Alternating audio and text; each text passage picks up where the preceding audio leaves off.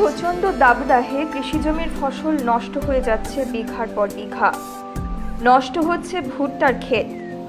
জল কমে গিয়ে স্বাভাবিকভাবেই কমেছে নদীর নাব্যতা। ঠিক সেই সময় পাখিদের তৃষ্ণা মেটাতে গাছে গাছে মাটির হাঁড়ি বেঁধে জল ভর্তি করে মানবিকতার দৃষ্টান্ত গড়লেন উত্তর মহাকালগুড়ি এলাকার উদয়, অমিত, রঞ্জিত, রাহুলের মতো তরুণরা। তাদের উদ্যোগে গ্রামের 15টি গাছে মাটির হাঁড়ি ঝুলিয়ে জল ভর্তি করে রাখায় তেষ্টা মিটছে পাখিদের।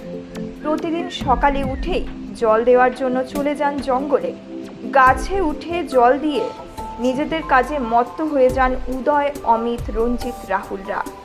কামাখ্যাগুড়ি ভলেন্টিয়ার অর্গানাইজেশনের সম্পাদক তথা সমাজসেবী উদয় দেবনাথ জানান, শীঘ্রই গোটা গ্রামে পাখিদের তৃষ্ণা মেটাতে জলের ব্যবস্থা করা হবে।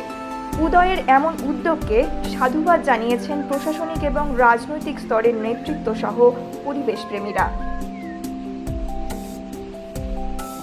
প্রথম কথা হচ্ছে, প্রচণ্ড গরমে উত্তরবঙ্গ থেকে দক্ষিণবঙ্গ চলে যাচ্ছে, তো মানুষের পাশাপাশি পশু পাখি যারা রয়েছে তারাও প্রচণ্ড কষ্ট ভুগতেছে। এই তীব্র রোদে তাদেরও একটু জলের প্রয়োজন। সেই উদ্দেশ্যে আমাদের ছোট্ট একটি প্রচেষ্টা, আমরা কয়েকটি হাঁড়ি, খরচা সেরকম নেই বললেই চলে, পাশের বাড়ি থেকে এনে আমরা কয়েকজন যুবক মিলে কয়েকটি হাঁড়ি আমরা রশি দিয়ে বাঁধি সেটি গাছে ঝুলিয়ে দিই। গাছে ঝুলিয়ে দেওয়ার পর সেটিতে আমরা জল দিই। জল দেওয়ার পর যেটা আমরা দেখতে পাচ্ছি, পাখিরা এখানে এসে স্নান করছে, তার পাশাপাশি জল খাচ্ছে। সত্যি দৃশ্যটা দেখে আমাদের মন ভরে গিয়েছে এবং আমরা সেখান থেকে এতটাই খুশি হয়েছি যে আমাদের ছোট উদ্যোগ এই পশু পাখিদেরকে একটু হলেও ভালো রাখতে সাহায্য করবে, বা তারা জল খাচ্ছে, প্রতিনিয়ত এখানে আসছে, স্নান করছে, দেখে সত্যিই ভালো লাগছে।